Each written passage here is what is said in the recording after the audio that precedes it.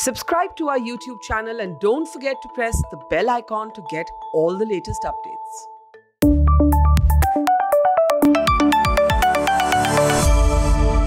I'm sure many of you are going completely nuts in this period of quarantine and lockdown. It's the same story in most parts of the world today. And the one thing that you can turn to is books. This is the time to read all of those books on your shelf that have been accumulating dust that you proudly bought and haven't even opened to check out. So what we're going to be doing is to bring some of our favorite authors to Mojo. And I'm introducing today Amish, who's one of my favorite authors, also a friend, and is a hugely successful author, of course, who's marking 10 years in publishing. He has an extraordinary story. He had to self-publish his first book because nobody would publish it. And he's now, of course, the director of the Nehru Centre. He's joining us from London today. First, Amish, London also is in lockdown. How are you doing and how are you keeping yourself busy? Yeah, so I am reading and writing, two of my favorite activities. One gets a time to do that.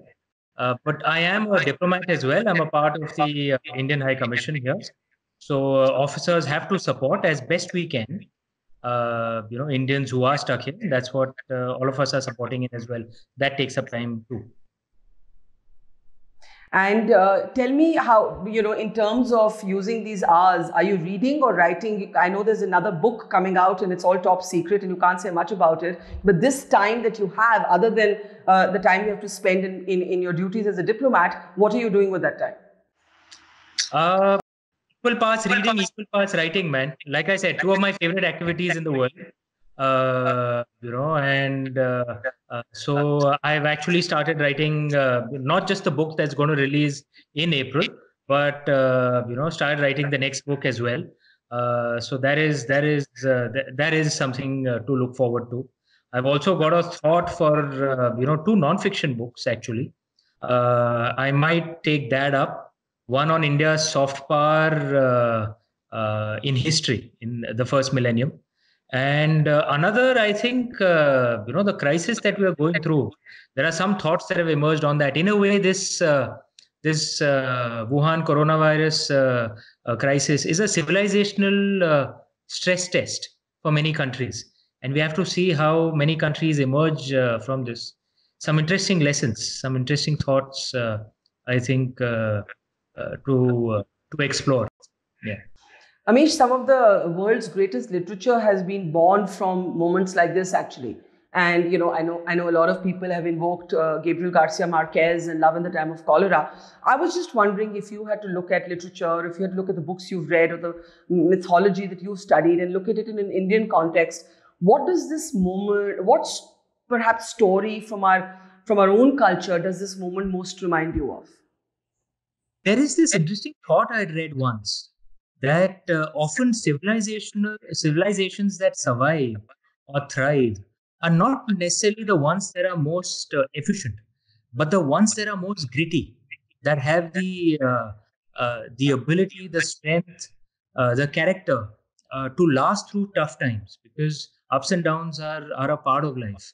And Indian civilization, and we've suffered a lot of invasions the last 800, 900 years. Are there things that have become a part of our way of life that make us, to use Nassim Nicholas Taleb's, brilliant term, anti-fragile in a way? One is seeing different countries responding to this in different ways, right? There are authoritarian countries where the state is all powerful. It has all the tools to really enforce its writ. And those states have managed to clamp down on the the Wuhan coronavirus crisis. But democracies, by their very nature, because civil society fights for that, the governments do not have the kind of authoritarian power that authoritarian governments have, obviously. And so if the government is weaker, and if we create a situation where the society is also weak, then does that country become fragile? It's a thought worth exploring, that if you are the kind of society which by its very nature is rebellious, individualistic, and as most democracies tend to be, and you want the government to be circumscribed, to not have the tools for authoritarian excess.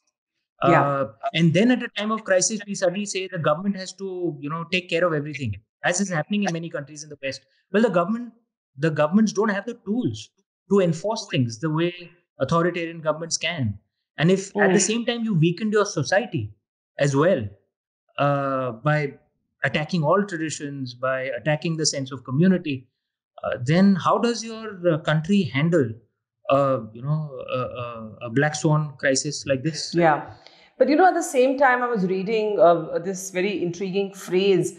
Somebody called what Netanyahu is doing the first corona dictatorship. Now, whether you agree with that or not, that's not what I'm on. I'm just saying that does it become even more important at moments like this to preserve the values of democracy, the values that allow us today to say that while our cities are in lockdown, there are the poor on the streets today who don't know where they'll go. We don't know where they'll earn money from. So, I think Indian civilization has always been more compassionate. There is it's one of the things that one sees in the UK. There are so many people who are actually living alone, right? Uh, and it's not that the British people are not kind to each other, right? But it's just that if the societal structure has become such, so I'm saying it's not just about the values. It's how is the society structured. If there are too many people living alone and a crisis like this strikes, the society is not structured to take care of its weak people. Whereas in India, we have the downsides of, and we keep speaking of that, the downsides of a very strong community, which is that people will keep interfering in the lives of others. They don't respect private boundaries. We Indians, we do not respect private boundaries as much. But the upside of that is in a time of crisis like this, there's always someone around. So society is there to back you up. That's a thought I want to explore in this non-fiction book. That what makes a civilization gritty enough to survive crises such as this. This is not an ordinary crisis. Most leaderships across the world, and especially in poor countries, in a week or two will be confronted with a really difficult choice that we either continue the lockdown to control the Wuhan coronavirus pandemic, in which case we could save X number of lives. But on the other hand, if we continue the lockdown and there is a collapse in the economy, many daily wage workers, many small businesses, they will suffer, and how many deaths will happen on that side as well, which God knows who will tally that. And how does a leadership, which is not a leadership which is leading a country which doesn't have the money to take care of everyone, as many poor countries are in that situation. How do you make this difficult choice, right? These are really difficult. I mean, they're kind of existential. I wouldn't want to be in the shoes of the leaders of many of these poor countries, and perhaps even richer countries will start facing this really challenging decision in a month or month and a half. You can't keep the economy shut for so long. Yeah. Your books, have often drawn on some of the ancient themes of our civilization, and also in particular the Shiva trilogy, where in some ways your name was really created and built, and you became this huge best-selling author. Indians have a kind of philosophical approach about, creation and destruction, death and life. But how important is it right now, Amish, to stay focused on science? And I ask you this because many people will turn to whatever spirituality or whatever God that they believe in at this point. I know everybody will say an extra prayer at night.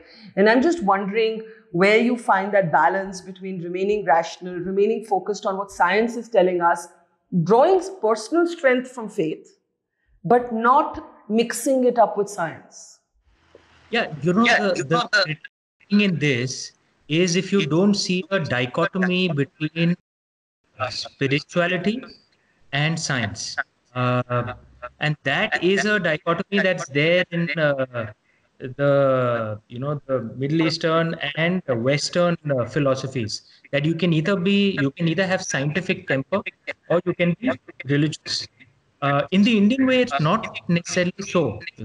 Our greatest scientists in ancient times, were deeply religious people as well. Because in our tradition, religion did not mean that you stop questioning. One of the things I've said so often that in Vedic Sanskrit, our ancient language, there's no translation for the English word blasphemy because nothing was beyond question.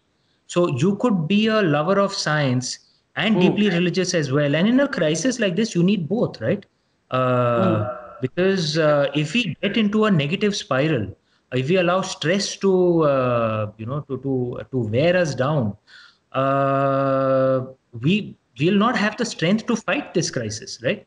I mean, I've read of cases, and not just in India, but in more in other parts of the world, where someone has been diagnosed with the Wuhan coronavirus, and they've actually committed suicide. Whereas so that's obviously not a good idea. You have to kind of fight it, but at the same time, we shouldn't think that only faith will give us the answer. The cure will come from science. So we actually need both. And is there a civilizational system which can give you access to both? The strength of of spirit, which can come from religion, from spirituality, and the belief and the the ability to look at science to provide solutions.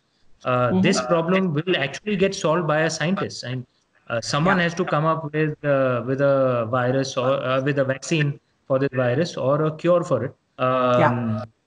From what I've read, there are a few countries where the gene code has been uncovered for this virus. India is among those countries. I think US, UK, Israel, Germany, Japan, China, and India. There are scientists in these areas who are furthest down the route to find a cure or a vaccine for it. We have to pray that our scientists succeed. Yeah, absolutely. I do want to ask you in the end, Amish, I know that for many people, this is a moment of reflection. This is a moment of looking back, looking ahead, calculating, not calculating exactly, but figuring out what really matters to us. And the answers would be very different for different people. As you, in a sense, you reach this great milestone in your life of 10 years, you look back. What is have you sort of recalibrated what really matters to you? I know you once spoke about writing 100 books in 20 years. Do you still want to do that? And is that still a realistic plan? Yeah, for me, my books, my writing, it kind of it gives me purpose. You know, in many ways, the last 3 4 years have been the most difficult for me in my personal life. But the career has done well, and my writing and my books have really given me purpose, have given me momentum. So I would continue to focus on that, but that should not be the only thing that I do. So I should live life as well. I want, so I'm traveling a lot more. I love traveling. Experiencing different cultures. One should do that as well, and I'm trying to do as much as one can. Right now, one obviously has to stay at home, but Of course. once this crisis is over, I will get back to living. I just want a last word from you on the therapeutic power of books. You've spoken on the therapeutic power of faith, and faith that gives you the capacity to ask all questions, but the therapeutic power of literature and words and poetry at a moment like this.